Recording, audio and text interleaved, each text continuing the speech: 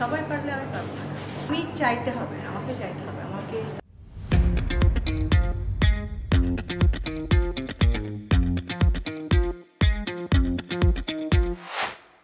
Hello, আপনাদের একটা পছন্দের সেগমেন্ট আছে আড্ডা উইথ সোহানা সাবা। সেখানে আমরা সবসময় আমাদের খুব কাছের এবং পছন্দের মানুষকে নিয়ে আসি আপনাদের মাঝে। আজকে সেরকম একজন কাছের এবং পছন্দের মানুষকে আপনাদের মাঝে নিয়ে এসেছি। আমার মনে হয় যে সবাই খুব ভালো করেই চিনি, যার ফ্যান, তাকে ফলো করি, তার সব কিছুই জানি, কিন্তু তারপরেও মনে হয় কিছু কিছু জানা বাকি আছে, বা জানার কথাও আবার তার মুখে শুনতে ভালো লাগে। সেরকম একটা আশা নিয়ে যে কিছুটা হলেও আমরা পূর্ণ করতে পারবো, সেই একটা আশা নিয়ে আমরা এসেছি আজকে আমাদের পছন্দের মানুষ পূর্ণিমা অতিথি। পূর্ণিমাবু কেমন আছে? ভালো আছে। তুমি এত সুন্দর করে কথা বলার শিকার হবে জন্মের পর থেকে।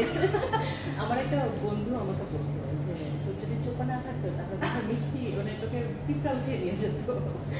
আমি অবাক হচ্ছি, মানুষ যেসব ডায়লগ আমরা স্ক্রিপ্ট দেখে তখন আমরা উপস্থাপনা শুরু করি। তোমারটা আমরা আসলে ধীরে ধীরে আসবো তোমার সম্পর্কে, মানে মানুষের মেধা কোন জায়গায় চলে যায় আমি চাই আমার প্রশংসা একদম। আমি এখন শুধু প্রশংসাই করে যাবো তোমার, দেখা যাবে তুমি 2 কেজি বাড়িয়ে নিয়ে তারপরে ওজনটা বাড়াই নিয়ে চলে। কেমন আছো? ভালো। আমি আসলে তুমি খুব ছোটবেলায় কাজ শুরু করেছো, তো আমারও খুব ছোটবেলা থেকে আমি তোমাকে দেখে আসছি। মানে তোমাকে দেখে প্রথমেই একটা মেয়ে মানে কথা মনে হয়। কোন ছোটবেলা? তোমার ছোটবেলা এবং আমার ছোটবেলা একদমই সন্দেহ নেই যে আমাদের দুজনেরই ছোটবেলা। আমরা দুজনেই ছোট, আমরা ছোটতেই আছি এখনো, সেরকমই একটা জায়গায়। তো আমি তোমাকে দেখে প্রথম যে কথাটা মাথায় আসে সেটা হচ্ছে কি যে একটা মিষ্টি মেয়ে, পাশের বাড়ির মেয়ে, আপন মনে হয়। এটা আমি তোমাকে কখনো সামনাসামনি বলা হয়নি, আমি প্রশংসা করতে আমি ফিল করি, বাট এটা আমার মনে হয়। সেই যে প্রথম থেকে আজ পর্যন্ত তুমি মিষ্টি মেয়ে, এইটা কী করে মেনটেন করলে? মানে এটা কিন্তু মানুষের বড় হওয়ার সাথে সাথে প্রফেশনালি কাজ করার সাথে সাথে কিন্তু এই জিনিসগুলো আমাদের কেটে পড়ে, কিন্তু স্ক্রিনে তোমাকে এখনও সে পাশের বাড়ির মেয়েটা, মিষ্টি মেয়েটা, পরিচিত মেয়েটা মনে হয়। সেটা কীভাবে তুমি মেনটেন করবে? নাকি কখনো ভাবনি? আমি সুগার নিয়ে আছি, আমি সুগার রাখি এবং ডেইলি 1 চামচ চিনি খাই, তাই মিষ্টিটা আমার সবসময় থাকে। আচ্ছা, তোমার ছোটবেলা সম্পর্কে বলো, মানে কোথায় জন্ম হয়েছে? তোমরা তো 2 বোন। আমরা 2 বোন, হ্যাঁ। আসলে জন্ম হয়েছে ঢাকাতেই, আর ছোটবেলাটা আমার কেটেছে কোয়ার্টারের মধ্যে। তো আমার বাবা পিজি হসপিটালে ওখানে চাকরি করতেন, তো ওখানে যেহেতু চাকরি করতেন স্বাভাবিকভাবে আমরা কোয়ার্টার পেয়েছি, কোয়ার্টারে থাকতাম। তো ছোটোবেলাটা আমার শাহবাগ কোয়ার্টারে কেটেছে। তারপর ওখান থেকে শাহবাগের মধ্যে, শাহবাগের তখন ফেমাস একটা খাবারের দোকান ছিল, 2টো ছিল, সিলভানা, মৌলি, এই 2টো ছিল। এরপর হচ্ছে আজিজ সুপার মার্কেট হলো, তো ওখানেই আসলে ঘোরাফেরা সব কিছু চেনা জানা সব কিছু ওখানে। এরপর ছোটো থাকতেই কেন জানি মনে হলো আমার মায়ের যে আচ্ছা ওকে গান শেখাই, নাচ শেখাই। তো তখন থেকে গান নাচ শিখতে শিখতে তারপর আবার মনে হলো যে মেয়ে সুন্দর আছে দেখতে, সিনেমায় মানে সিনেমার একটা অফারটা পেয়েছে। তখন আমি, তোমার বোন সম্ভবত আগে নায়িকা ছিল, ও করেছে সৈয়দ চৌধুরীর সাথে। তখন আমাদের ফিল্মের লোকদের সাথে পরিচয় ছিল, আর ফিল্মেরই একজন ডিরেক্টর আমার আব্বার বন্ধু ছিলেন। আচ্ছা, তো সেভাবে যাওয়া আসাটা থাকতো। আর আপু যখন গেল সিনেমায় তখন আরও লোকজনের সাথে আরও বেশি পরিচয় হয়ে গেল। তারপর ওর সামহাও করা হলো না, ও বিয়ে হয়ে গেছে। এরপর হচ্ছে সিনেমাটা শেষ পর্যন্ত সিনেমাটা করেছে, একটা গান করে 2-3টা সিন করেছে, সিনেমাটা রিলিজও হয়েছে, পুরোটা কমপ্লিট করেনি। আর তারপরে হচ্ছে আমি আসলাম, আমি তখন মাত্র ক্লাস 8 থেকে 9-এ উঠেছি, 8 to 12 চলে আসছি। যেটা বলছিল যে তারপরে তুমি সিনেমা, হ্যাঁ সিনেমা চলে আসছে, 9-এ মাত্র উঠছো, সে সময় তুমি সিনেমায় অভিনয় করা শুরু করলে, একদমই ছোট ছিল। যতদূর জানি তোমার নাম ছিল না পূর্ণিমা, তোমার কোনো নাম ছিল? আমার নাম হচ্ছে, পুরো নাম হচ্ছে দিলারা হানিফ রিতা, ডাকনাম রিতা। তো দিলারা হানিফটা স্কুলের নেম। এরপর হচ্ছে আমাকে যিনি ফিল্মে আনলেন, প্রডিউসার যিনি বললেন যে এই দিলারা হানিফ রিতা এই নামে সিনেমার নায়িকার পাশের বাড়ির মেয়ের বান্ধবীর নাম মনে হচ্ছে, তো আনকমন একটা বলো যে আচ্ছা তোমার চেহারার সাথে একটু মিল রেখে তা আমি তখনই কি আমার চেহারা পূর্ণিমার মতন বলছিল কিনা আমি জানি না, উনি নাকি স্বপ্নে পেয়েছেন এই নামটা। যে নায়িকাটাকে নিচ্ছি ওর নাম পূর্ণিমা। পূর্ণিমা সেনগুপ্ত প্রথম নায়িকা ছিলেন বাংলাদেশের চলচ্চিত্রে, সেইভাবে এখন আবার আমার নাম পূর্ণিমা দিয়ে পর আবার আকিকাও করেছে আমার এই নামে। এখন সার্টিফিকেট, তোমার যত সার্টিফিকেট আছে সব সব পূর্ণিমা, নামে? হ্যাঁ হ্যাঁ সব। ওকে, তাহলে তো তুমি পার্মানেন্টলি মানে আমি বাসায় তোমাকে কি রীতা নামে ডাকে না পূর্ণিমা নামে? বাসায় তো এখন ম্যাডামই ডাকে। মা না, মা তো মা বোন সবাই মা ডাকে বা আম্মু ডাকে, বোন গীতাই ডাকে। আচ্ছা। তারপরে তুমি কি আর পড়াশোনাটা কন্টিনিউ করেছিলে নাকি?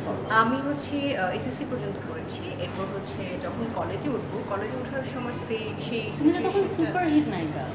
হ্যাঁ মানে সেই সিচুয়েশনটা আমার ছিল না যে আমি কলেজে যাব ব্যাগ ট্যাগ নিয়ে, তারপর কলেজের ফ্রেন্ডরা হবে, আমি কলেজটা পাইনি সাপোর্ট। তো সেটার নিয়ে খুব আফসোস ছিল। আমি সারাক্ষণ কাঁদতাম যে আমার পড়াশোনাটা আমি কন্টিনিউ করতে পারিনি। এই কথাটা আমি এর আগেও একটি প্রোগ্রাম করেছি, সেটা হচ্ছে বিটিভিতে ছিল। তো অনেকে ভাবে যে আচ্ছা প্রাউড ফিল করে বা মিথ্যা কথা বলে যে আমি এই করেছি ওই করেছি। আমি বলি না, আমি যতটুকু করেছি ওটুকু পর্যন্ত। আমি ইন্টারমিডিয়েট করেছি, আমি কলেজে গিয়েছি।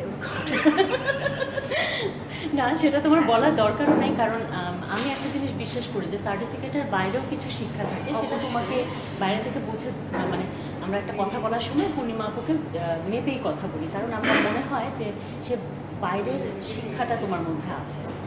আমি গুণীজনদের সাথে মেশার সময়, ভালো মানুষদের সাথে মেশার সময় ভালো জিনিসগুলো পিক করেছি, খারাপ জিনিসগুলোকে আমি অ্যাভয়েড করেছি। সেই কারণে হয়তো বা বাইরের যে শিক্ষাটা বাহ্যিক মানে বাইরের যে ব্যাপারটা মানুষের কাছ থেকে নিয়ে শেখাটা, সেটা আমি সেটা ফলো করেছি। তোমার লাইফে একটা খুব ইন্টারেস্টিং লাইফ ক্যারিয়ার, কিন্তু তোমার হচ্ছে গিয়ে একসময় খুব পিক থেকেছো, একসময় খুব ডাউন হয়েছো। তোমার একটা খুব মজার ক্যারিয়ার, যেটা আনফর্চুনেটলি মানে আমরা এসে কিন্তু এখন পাই না। এখন একটা লেভেলে হয়, সেলিব্রিটি হই, পরিচিত হই, তারপরে একটা জায়গায় চলে যায়। বাট তোমার উত্থান পতন, সিনেমা হিট হলো, ফ্লপ হলো, এই মজার জায়গাটা তুমি কিন্তু পেয়েছো। মানে এই জায়গাটা নিয়ে একটু বলো যে কেমন লেগেছে যখন একদম পিকে ছিল, একদম সবচেয়ে এক নম্বর নায়িকা পূর্ণিমা, সেই সময়টা কেমন এনজয় করেছো? সেই সময়টা অনেক বেশি এনজয় করতাম, কারণ তখন আসলে সত্যি কথা বলতে এনজয় করার টাইমটা পেতাম না। আমি যে কোন পজিশনে আছি ওটা বুঝতেই পারতাম না। আমি জানি যে আমাকে নিয়ে 4-5 মানে 10-12টা ছবির নায়িকা আমি, এবং আমার ওই সেটে এইখানে সেখানে সবগুলোর কাজ আমার চলছে এফডিসিতে, যেটা এক সময় শাবনুর আপু ছিল। তখন একদিন আমার অ্যাসিস্ট্যান্ট আমাকে বলছে, আপা আপনি কি জিনিস খেয়াল করেছেন? বলছি কি? বলে আপনি একটু আগে একটা সেট থেকে বের হলেন, ওখানে 2 ঘন্টা কাজ করলেন, এখন আবার আরেকটা সেট উঠলেন, আবার আপনারই ছবির ডাবিং চলতেছে আরেক ওখানে, আবার একটু পরে গিয়ে ডাবিং দিবেন, আপনার নিজস্ব ছবি চলছে 4টা, মানে ওইটাতে আবার আমি না অন্য নায়কদের কাজ হচ্ছে। তো এরকমও সিচুয়েশন আমার হয়েছিল। তখন আমি হ্যাঁ তাই তো, পুরো এফডিসি জুড়ে তো আমার ছবি। এরকম সিচুয়েশন পাওয়ার পর তখন মনে হচ্ছিল আচ্ছা তার মানে এখন আমার একটু ভালো অবস্থানে যাচ্ছে, কিন্তু ভালো অবস্থানটা আমার সহ্য হলো না, আমি তখনই বিয়ে করে না ঠিক আছে, তারপরে তুমি সুন্দর করে তোমার জীবনটাকে হ্যান্ডেল করছো, এটাই বা কতজন পারে।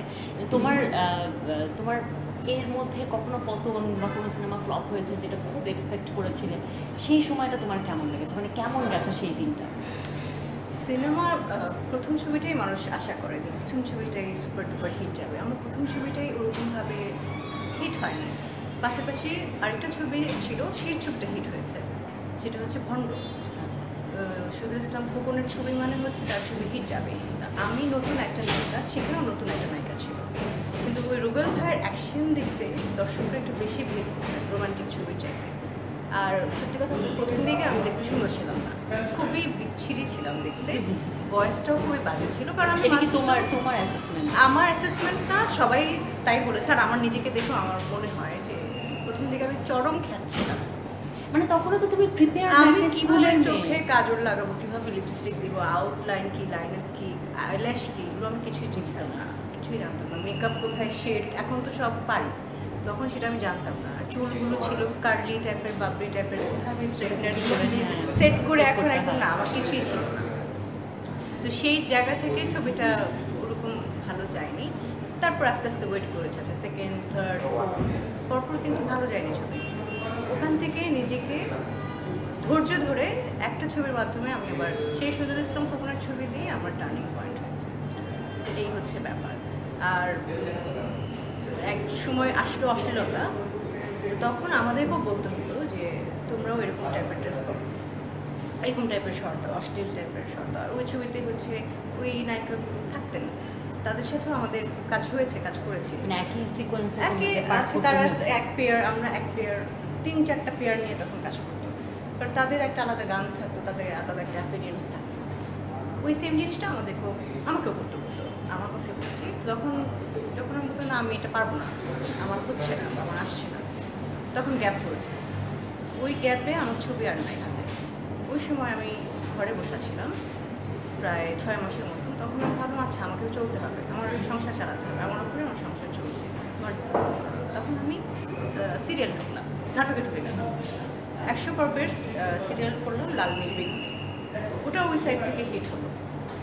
অনেকে বলে যারা নাটকে ঢুকে তারা ফিল্মে আর ব্যাক করতে পারে না, নাটকের নায়িকা হয়ে যায়। সেটাও আমি আবার ভেঙেছি। সেই ধারণাটাও তুমি একেবারে ভেঙে দিয়ে আমি মনের মাঝে তুমি দিয়ে আবার আসলাম 2003-তে। এবং তোমার নতুন গেটা চুলগুলি, কিছু পুরো চেঞ্জ একটা, ওই ছবি দিয়ে আবার আমি আসলাম। তো আমি এক একটা ধারা ভেঙেছি, ধারা পাল্টিয়েছি। এই হচ্ছে আমার ক্যারিয়ারের উত্থান পতন। আমি তোমাকে অনেক আগে একটা প্রোগ্রামে দেখেছিলাম, তখন তুমি খুব শান্ত, চুপচাপ, নাচের স্টেপ দিলে বলো আমি পারি না, আমি পারবো না। সেই জায়গা থেকে এখন যখন আমি জানি না তুমি আসলেই পারতে কিনা, তোমার মনে নাই প্রোগ্রামটার কথা, কারণ আমি ওখানে ছিলাম শুধু একটা স্কুলেই পড়তাম, নৃত্যশিল্পী ছিলাম। তো সেই জায়গা থেকে এখন একটা পূর্ণিমা স্টেজে উঠবে, সে স্টেজে যদি 3 ঘন্টা থেকে তার স্টেজ বানিয়ে ফেলবে, সেখানে যতই পারফর্মার থাকুক শেষ পর্যন্ত পূর্ণিমাকেই সবাই মাথায় নিয়ে বাড়িতে ফিরবে। তো সেই জিনিসটা তুমি করে দেখাতে পেরেছো। মানে এটা কিন্তু আমাদের একটা ধারণা, আমি বলবো ধারণা, কারণ আমাদের একটা ভ্রান্ত ধারণা একটা টাইপে ফেলে রাখে যে ফিল্মের নায়িকা মানে সে কথা বলতে পারবে না, সে স্ক্রিপ্টের বাইরে যেতে পারবে না, এবং সে আলটিমেটলি তার পারফরমেন্স দেখবে মুখ খুললেই বিপদ, স্ক্রিপ্টের বাইরে মুখ খুললেই বিপদ। তুমি পুরো ধারণাটাই চেঞ্জ করে দিয়েছো মানুষের মধ্যে। এখন পূর্ণিমা যদি পুরো 3 ঘন্টার প্রোগ্রামে কোনার মধ্যেও 5 মিনিটের পারফরমেন্স করে, মানুষ মাথায় নিয়ে বাড়িতে ফেরে। তো সেই জায়গাটা তৈরি করেছো, এই কনফিডেন্স, এই জায়গাটা। এটা আমি তোমাকে এই জন্য জিজ্ঞেস করছি, কারণ অনেক নিউ কামার আছে, তাদের অনেক কিছু জানার আছে, যেখানে তুমি সেই জায়গাটা ভেঙে, তুমি নিজেই বললে যে তুমি আজ একসময় মেকআপ বুঝতে না, নিজেকে অনেক খ্যাত মনে করছো, সেই জায়গা থেকে আজকে এই জায়গাতে এসছো। না না, এখন একেবারেই নাই, সেটা একেবারে নাই, সেটা তুমিও জানো। এই যে বলার যে কনফিডেন্সটা, আমি একসময় খ্যাত ছিলাম, এই কনফিডেন্সটা, মানে এটাও যে কতটা স্মার্টনেস, এটা কিন্তু অনেকে বোঝে না, বাট তুমি ওটা ক্যারি করো। এই জিনিসটা, এই চেঞ্জটা কী করে, আমি এই জন্য জিজ্ঞেস করছি যে অনেকেই আছে যারা কাজ করতে চায় কিন্তু কী করবে তারা জানে না, কী করে নিজের ইমপ্রুভ করবে, কী করে আর 2 স্টেপ এগোবে এটা জানে না। তো তুমি তাদের জন্য হলেও মানে আমাকে বলো। আমার কাছে মনে হয় শিল্পী মানে হচ্ছে পানির মতো হতে হবে। তাকে যেই পাত্রে ঢালবে সেই পাত্রে যেন সে ধারণ করতে পারে, সেই জিনিসটা আমার মাথায় আছে। আমি শিল্পী, আমি নিজেকে ভাঙবো। আমাকে এখন পিরিচে রাখুক, কাপে রাখুক, একটা স্পুনে রাখুক, টি স্পুন হোক, টেবিল স্পুন হোক, আর এত বড় জারে রাখুক, আমি সবটাতেই সেট হব। এটা হচ্ছে আমার মাথায় আছে। তো সেভাবেই আমি সেই সিচুয়েশন, সেই জায়গাটার সাথে আমি নিজেকে ম্যাচ করে নিই। ওদেরকে আমার সাথে ম্যাচ করতে হবে না, আমি তাদের সাথে ম্যাচ করি। এখন এই এনভায়রনমেন্টে যেমন আমি তোমার সাথে আছি, কথা বলছি, ফ্রিলি আড্ডা দিচ্ছি, নিজের আগেকার যতগুলো ল্যাকিংস আছে সেগুলো খোলামেলাভাবে বলছি। অনেকে বলে না, এটা আমার মধ্যে আছে, আমি আমারটা বলতে পছন্দ করি।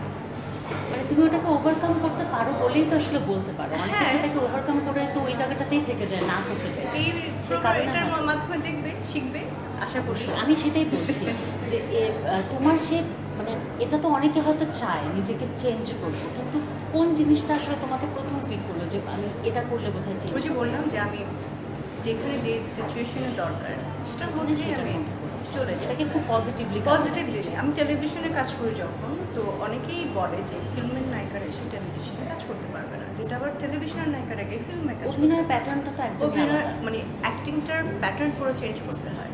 তো সেটাও আমি করেছি, যেখানে গিয়ে আমি খুব হালকা মেকআপ, নাটকের মতো যেভাবে আমাকে ডেলিভারি দিতে হয়, আস্তে কথা বলা, আর ফিল্মে হচ্ছে একদম লাউড, তো দুইটাই আমি করে পাশাপাশি চালিয়েছি। সেই জন্যই বললাম যেখানে যাবো যেই পাত্রে ধারণ হবে সেখানেই accept করে নেবো। তোমার ক্যারেক্টার যখন তুমি তৈরি করো, ধরো তুমি শাস্তির মতো একটা চরিত্রে তুমি অভিনয় করছো, খুবই পুরনো একটা গল্প, আমরা পুরনো একটা মেয়েকে দেখছি, গ্রামের একটা মেয়েকে দেখছি, আবার খুব শহরের একটা মডার্ন মেয়ে দেখছি, মানে এই যে এক একটা প্যাটার্ন তৈরি করো ক্যারেক্টারে, সেটা কি মাথায় রাখো? যেহেতু আমার এক একটা ক্যারেক্টারে ঢুকতে হবে, তা আমি চেষ্টা করি যে আচ্ছা আমাকে গ্রামের মেয়ে সাজতে হবে।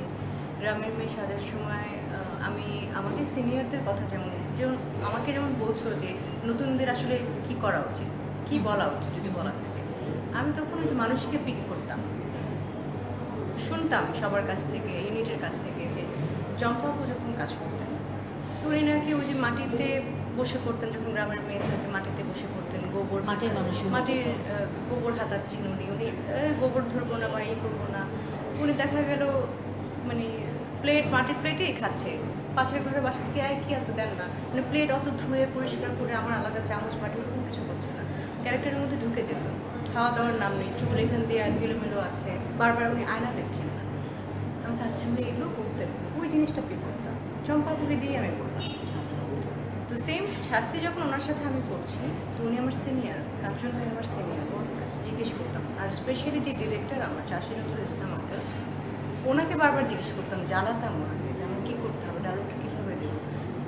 চম্পা আপু যেমন ছিলেন আমি ওরকম, আমিও বসে পড়ছি মাটিতে, আমিও কী খাচ্ছি না খাচ্ছি, হাতে ময়লা না কি ময়লা, আমি হাত ধুচ্ছি না, ওই ক্যারেক্টারে ঢুকে গেছি।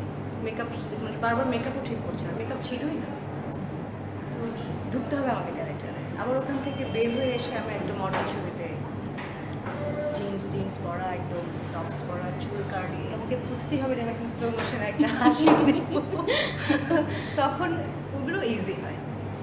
মডার্ন ক্যারেক্টার করাটা খুবই ইজি, কারণ ওটা দিয়ে আমি আসছি, ওটা করতে করতে এসেছি। কিন্তু গ্রামের ক্যারেক্টার করাটা, কোনো একটা সাহিত্য নির্ভর ছবিতে ঢোকা, এটা খুব কঠিন, কারণ সবাই তো মাথায় একটা ক্যারেক্টার ভেবে ফেলে, সেটাকে বিট করাটা আসলেই কঠিন, এবং ওই সময় অন্য কোনো ছবির কাজও মনে যাবে না, করিনি। মানে যখন শাস্তি করেছি, শাস্তি ব্যস্ত ছিল, কমপ্লিট করে তারপর আমি অন্য কোনো ক্যারেক্টারে ঢুকেছি। আর তোমার এরকম কখনো হয়নি যে কোনো ক্যারেক্টার করতে করতে, আমাদের যেটা হয় সবারই হয় কম বেশি, যে আমি যখন ক্যারেক্টার প্লে করছি ওই সময়টা যখন কস্টিউম করছি, কোথায় যেন কো আর্টিস্টের সাথে ওই ক্যারেক্টারের মতো প্রেম ভাব হয়ে যাচ্ছে, এরকম কখনো হয়েছে? এবং সেটাকে কীভাবে এনজয় করেছো বা কী করে রিয়েল লাইফে এসে সরিয়ে দিয়েছো? কোন প্রেম ভাবের কথা বলছি? একটা প্রেম তো সবারই হয়, যেমন আমি যখন আমি আমার যদি কথা বলি, আমি যখন কাজ করি তখন আমার কো আর্টিস্টের সাথে একটা প্রেম ভাব হতেই পারে, মানে আমাকে সে, ওই তো সব নায়কদের সাথেই হয়, যখন কাজ করি যেই নায়কের সাথে কাজ করি ওর সাথে ওই সময়টা হলো প্রেম, তারপরে শেষ, তারপরে চলে গেল, আর আমি চিনি না, পরের দিন আবার যখন অ্যাকশন শুরু তখন এমনি প্রেম হবে। সেটাই, এটা যেমন আমাদের ম্যাক্সিমাম মাদের ক্যারেক্টার যারা করে তাদেরকে আমরা মা ডাকা শুরু করি, যারা বাবার ক্যারেক্টার করে তাদেরকে বাবা ডাকা শুরু করি, বোনের ক্যারেক্টার করলেও দেখা গেল বোনের সম্পর্ক রিলেশনটা হয়ে যায়, যোগাযোগ না থাকুক কিন্তু কোথাও জানি যে একটা বোন তৈরি হয়েছে। তো তোমার এখনকার যে রিয়েল লাইফে এসে তুমি এত বড় একটা চেঞ্জ নিয়ে আসলে, আমি আসলে তোমার এই প্রতিভা সম্পর্কে আমার কোনো আইডিয়া ছিল না, আমি শিওর অনেকেরই ছিল না যে তুমি অসম্ভব ভালো মিমিক্রি করতে পারো। তো সেটা কি তুমি হঠাৎ করেই হয়েছে, না তুমি আসলে ফ্রেন্ডদেরকে দেখাতে দেখাতে সবার মাথায় আসলে যে না ও তো মিমিক্রি করতে পারে, সেটা মানে কীভাবে বলে? এটা আসলে মানে দেখাতেই হয়েছে, মানে তুমি অনেকদিন ধরেই আমি এটা করি, যখন কোনো ঘরোয়া আড্ডা হতো বা আমাদের মিডিয়ার মধ্যে আড্ডা হতো, তখনই ওই আমি একটা করে দেখাতাম, উনি তো এভাবে কথা বলে, আর উনি তো এভাবে কথা বলে, উনি এভাবে দেখাও না কোনো একজন, না না সবচেয়ে বেশি কাটটা দেখাতে তুমি?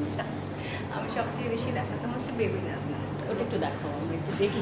এটা অনেকবার দেখছি, মানুষ বিরক্ত, এবার তো আমরা যার ধরে রাখাও নেই, বিরক্ত কারণ আমি আসলে আজকে কোনো মিমিক্রি করবো না, বাট আমি তখন ওই আড্ডায় মিমিক্রি করতে করতে এরপরে আবিষ্কার হলো, ফেরদৌস আমাকে বললো যে কবির বকুল আমাকে বললেন তুমি আসলে এটা এখন দর্শকের সামনে আনো, আমি তো ওরাভাবে দেখেছি, জানি তুমি এখন এই প্রতিমাটা দর্শকের সামনে আনো, তখন এই আসলে প্রথম আমাদের এটা করা। তো তুমি এত বড় একটা প্ল্যাটফর্মে তুমি যখন পারফরমেন্স করলে, ওখানে যে কয়জনকে তুমি মিমিক্রি করেছো তারা তো ম্যাক্সিমামই অডিয়েন্স হিসেবে ছিল, তাদের রিয়াকশনটা ওই সময় কেমন ছিল এবং পরে কেমন ছিল? কেউ কি রিয়াক্ট করেনি নেগেটিভভাবে যে না এটা করা ঠিক হয়নি? আমি এই দিক থেকে খুবই লাকি যে আমাকে সবাই এত বেশি ভালোবাসে এবং এত বেশি আদর করে। অবশ্যই শাবনুর আপুর সাথে দেখা হলো, তুমি যা করছো তুমি মানে এত সুন্দর করছো, তুমি আবার করে দেখো, মানে তুমি চাচ্ছো যে ওর সামনেই করে আমি ওরটা করে দেখাও। তুমি করেছিলে? আমি না করিনি। আমি তারপর ববিতা আপুর সাথে যখন দেখা হলো, ববিতা আপু বলল তুমি খুব ভালো নাটক করতে পারো, গুড গুড জব, মানে সে অ্যাপ্রিসিয়েশন তার ছিলই। মৌসুমী আপু তো হচ্ছে মারবে, তোকে আমি মারবো, মৌসুমী আপুর সামনে আবার আমি করেছি। ওরটা করেছে মৌনানুদেরটা? না না, মৌসুমী আপুটাই করেছি। আর মৌসুমী আপু দেখা হলে কর আমারটা করে দেখা বলে মৌসুমী আপু।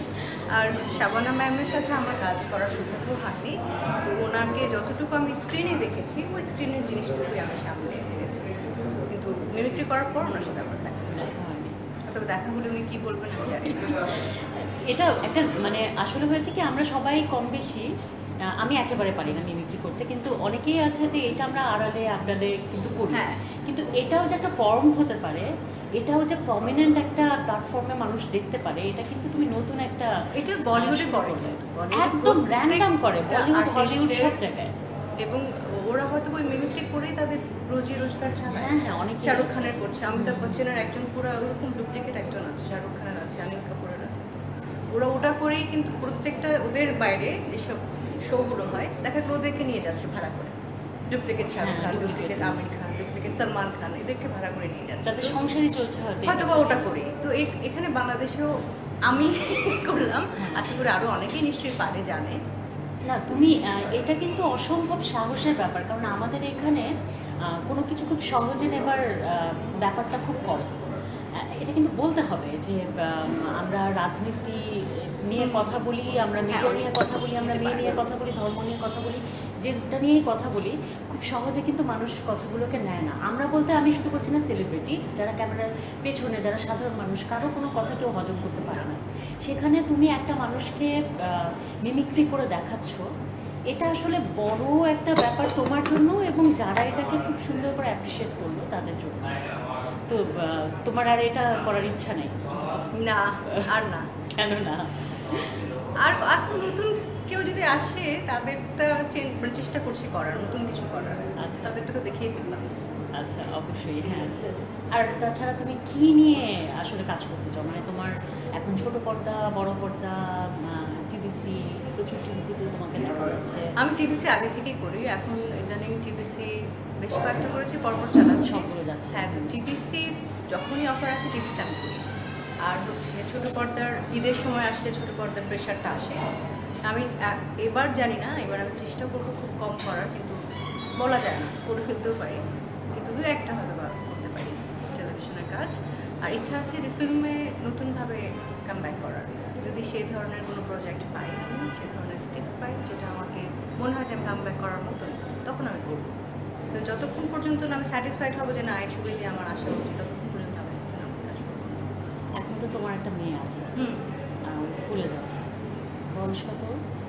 ওর এখন 3.5 বছর, 4 হবে, 4 এই বছরে 4 হবে। আচ্ছা, মানে মেয়েকে নিয়ে কী ভাবনা? মানে এটা তো তোমার একটা নতুন পরিচয়, মানে তুমি একটা তুমি স্টুডেন্ট ছিলে, সেখান থেকে তুমি নাচ গান করতে করতে তুমি সুপারস্টার পূর্ণিমা হলে, সেখান থেকে কত কিছু উত্থান পতন, জীবনে কতগুলো জার্নি, সেখানে নতুন একটা পরিচয় মা, মানে মা হওয়ার অনুভূতিটা, এটা খুব কমন, সবাই বলে, কিন্তু তোমার মুখে শুনতে চাই যে পূর্ণিমার মুখে মা হওয়ার অনুভূতিটা যদি 5 লাইনে বলো কী হবে? মা হওয়ার অনুভূতি সেটা এক অসাধারণ অনুভূতি, যেটা আসলে 5 লাইনে বলে শেষ করা যাবে না, আর 1 লাইনে বলেও শেষ করা যাবে না। এটা যে যতক্ষণ না পর্যন্ত মা হচ্ছে ততক্ষণ সে বুঝবে না, আমি আমার মানে ভাষায় প্রকাশ করতে পারবো না। তবে আমার মেয়ে হয়েছে, আমি তাকে নিয়ে অনেক কষ্ট করেছি। প্রেগনেন্সির যে টাইমটা, সেই পিরিয়ডটা খুবই আমার কষ্টের গেছে, কারণ আমার অতিরিক্ত ওজন বেড়ে গিয়েছিল, আমার তখন ডায়াবেটিক ধরা পড়েছিল, এবং আমি খুব কষ্ট পেতাম, আমি খেতে পারতাম, শারীরিক কষ্টটা বেশি পেতাম। তো এই কষ্টটার যে কী সেটা তুমি বুঝবে, আমি বুঝবো, যারা মা হয়েছে তারা তখন নিজের মায়ের কথা বেশি মনে করবে অবশ্যই, কারণ মা অলওয়েজ বলতো যখন মা হবি তখন হেডটা পারবি, তখন বুঝবি।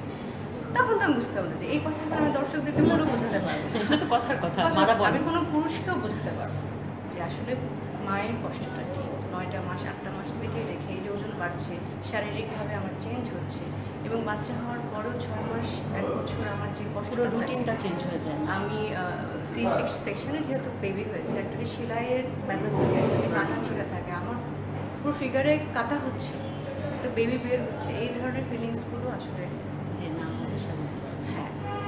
তারপর তার হাত ব্যথা হচ্ছে কিনা, তার কি হচ্ছে কিনা, ওর দিকে তাকিয়ে থেকে কয় রাত যে জেগে আছে, কয়টা দিন যে ঘুমাচ্ছি না, মানে বলার বাইরে এটা আসলে। তখন ডার্ক সার্কেল হবে কি কি হবে সেগুলো কি সে ডার্ক সার্কেল, আমার এখানে আমি আমার মনে আছে স্পষ্ট যে আমি তখন এই দুটো শোল্ডার আমার অনেক বেশি ভারী হয়ে গেছে, এইগুলো চিনগুলো ডাবল ভাঁজ করেছে, আমি কালো হয়ে গিয়েছি, গায়ের রং কালো হয়ে গেছে, নাকটা ফুলে গেছে, চেহারা অন্য চেঞ্জ হয়ে গেছে। আর আমার চুল বাঁধা আছে নাকি, চুল এরকম একটা যে ছুটি করে সারাক্ষণ বাচ্চাটাকে নিয়ে আমি ঘুরে রাখতাম। আমার বেবিটা 1 মাস আগে হয়ে গেছে, প্রিম্যাচিওর বেবি দেখে আমি ওটাকে এরকম করে সারাক্ষণ করে রাখতাম। আর এগুলো কাজ বেসিক্যালি নানি দাদিরা করে, ঠিক আছে, দিয়ে আমি ঘুমাচ্ছি, দূর আম্মু দেখো তো, বা আমার শাশুড়ি, ওনাদের শারীরিক অসুস্থতার কারণে দেখতে পারে, আমাকেই একা দেখতে হয়েছে। তখন আমি একা ওকে নিয়ে যে চোখ বড় বড় করে তাকিয়ে থাকতাম, কিছু ঘুমাচ্ছে, চাইলে পাশে রেখে দিয়ে আমি ঘুমাতে পারি, আমি আমার কোলেই রাখতাম। ওই কোলের অভ্যাসটা এখনো রয়ে গেছে, এখনো কোল থেকে সে নামতে চায় না। তুমি লাকি, আমার ছেলে আমার 2 সেকেন্ডও করে থাকে না, তো তুমি অনেক লাকি। মানে এই একটা যেটা হয় যে সাধারণ মানুষেরও কিন্তু একটা যখন বাচ্চা হয় তার মধ্যে একটা বিশাল ফ্রাস্ট্রেশন মেয়েদের মধ্যে অটো কাজ করে, কারণ তাদের একটা হরমোনাল চেঞ্জ মনে হয় যে আমি কোথায় জীবন মানে দুনিয়া থেকে আলাদা হয়ে যাচ্ছি, আমি কোথায় আগের জীবনে ফিরে যেতে পারবো না, আমার ক্যারিয়ার বা আমার সাংসারিক লাইফটা বোধহয় নষ্ট হয়ে গেল, একটা হীনমন্যতায় ভুগতে থাকে। এবং একটা সময় গিয়ে বাচ্চাকেও সূত্র মনে হয় যে ও যে হলো এর জন্য বোধহয় জীবনটা চেঞ্জ হয়ে গেল, এরকম কিন্তু অনেকেরই হয় এবং এটা পৃথিবী জুড়ে হয়। সেই জায়গাটায় তুমি একজন সুপারস্টার পূর্ণিমা, তোমার একটা ক্যারিয়ার অন্যরকম, সেই জায়গা থেকে এখানে তোমার মানে তখন তোমার কি ফিলিংসটা হতো? তোমার কি এই কথাগুলো মনে হয়নি একবারও? হ্যাঁ, এটা মনে হয়েছে, তবে ওর উপর হয়নি, রাগ হতো না, এটা মনে হতো যে আমি কি আবার আমার সেই আগের জায়গাটা ফিরে পাবো, আমি কি আবার আগের শেপে ফিরে আসবো, এগুলো নিয়ে খুবই কনফিউজ থাকতাম। এবং আমি বিশ্বাস করতাম আমি আগের জায়গায় ফিরে যেতে পারবো না, আমি আগের শেপ আনতে পারবো না। এটা সেই সময় সবার হয়, সবারই আমারও মনে হয়েছে।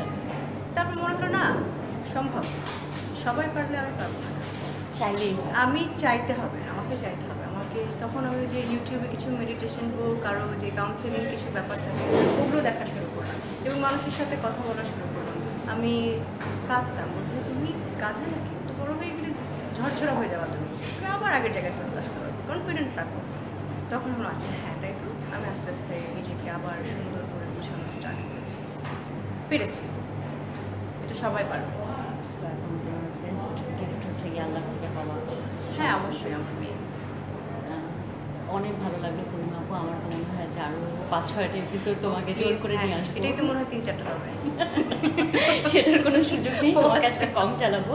আর আমি একটা জিনিস ক্যামেরায় সবার সামনে বলতে চাই যে আমি যে কয়জন মানুষকে বলেছি তাদেরকে আমাকে 4-5টা লাইন বলতে হয়েছে যে আমি এটা এটা এটা বলছি, কিন্তু তোমাকে বলার আগে তুমি নিজে থেকেই আমাকে বললে আমি আসবো। এই যে সহকর্মীদের সাথে সহমর্মিতা, এই ব্যাপারটা আমাকে মুগ্ধ করেছে এবং আমি মনে রাখবো সারা জীবন। এবং কারণ আমারও সামনে অনেকগুলো কাজ আছে, তো তখন তোমাকে আমার লাগবে। অবশ্যই আমরা তো সবাই একসাথে কাজ করবো বলেই একসাথে আছি, সেটাই। তোমার কিছু অডিয়েন্সকে বলার থাকলে বলো। অডিয়েন্সকে আমি আমার সব মনের কথা প্রথম থেকেই বলছি এবং আমি শিখছি, এখনও শেখার চেষ্টা করছি, জানার চেষ্টা করছি। পৃথিবীতে শেখার কোনো শেষ নেই, জানার কোনো শেষ নেই। আপনারা নিজেদের প্রতি কনফিডেন্ট রাখুন, মাদেরকে বলছি, আর যে সকল নারীরা আছে যারা কনফিডেন্ট লেভেল থেকে একদম সরে যায় তাদেরকে বলছি, দেখেন আমার যা যা বললাম সেগুলো প্রথম থেকে শুনলেই হবে যে একটা মানুষ চাইলে সব কিছু করতে পারে।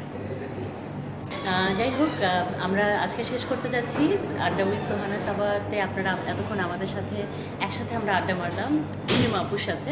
আমরা জানি যারা ওকে কাছ থেকে চিনি এবং আড্ডা মারি, সময় কাটে, আমরা জানি ও চমৎকার একটা মানুষ এবং আমাদের একদমই সবসময় এসে জমিয়ে রাখে, কিন্তু আবার মাঝে মাঝে চুপ করে কোনার মধ্যে বসে থাকে, আমরা বুঝতেই পারি না যে পূর্ণিমা একটা বড় মাপের মানুষ এবং বড় মাপের একজন সেলিব্রিটি আমাদের সাথে আচ্ছা, আছে। কফির বিল কি আমার দিতে হবে? আচ্ছা, ঠিক আছে। এটা আমাদের মধ্যে চলে যাবে। তো ও আসলে এরকমই। তো আমরা সবসময় এনজয় করি ওর সঙ্গ। আমার মনে হয় যে তার কিছুটা হলেও আপনারা একটু দেখতে পেরেছেন। আমরা আরও আপনাদের দেখানোর সুযোগ করে দেবো ইনশাআল্লাহ খুব জলদি, যদি পূর্ণিমা আপু আমাদের এভাবে সময় দিয়ে থাকে। তো ভালো থাকুন নেক্সট এপিসোড পর্যন্ত। Bye bye. Bye bye.